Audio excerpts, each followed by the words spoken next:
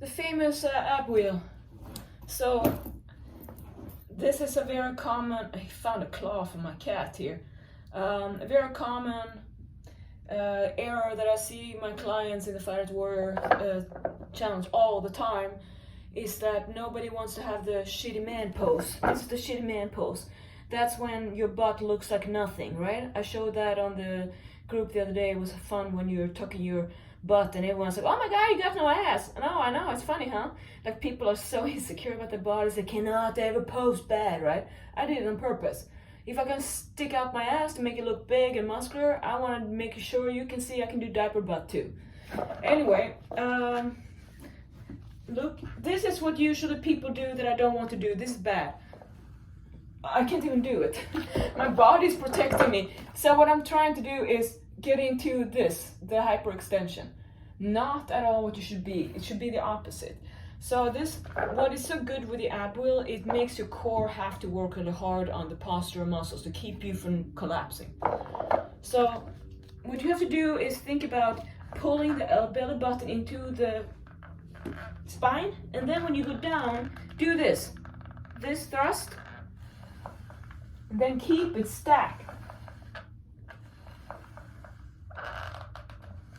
Now, of course, we're gonna have different curvature on our back.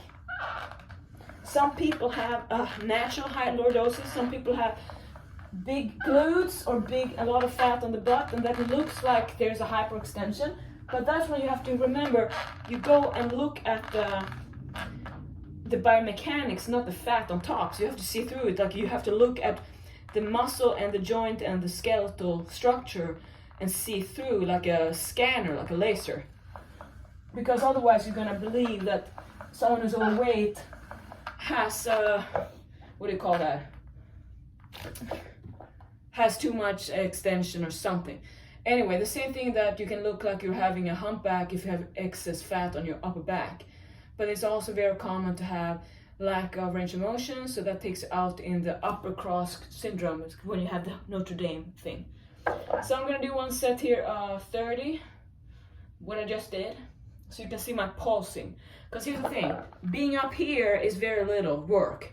This is the same position as being in the squat, that you're standing up and taking 5 seconds between each rep. That's a lot of dead time for your muscles that are not growing.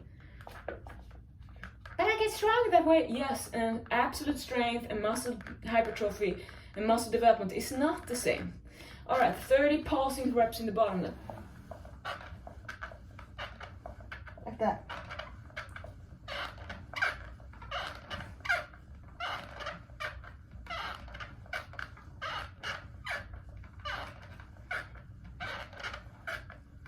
Well, I forgot how many it was, but either way, that's how I do it. And the reason why I do it like that, you see my back isn't hyperextension. That's the point. All right.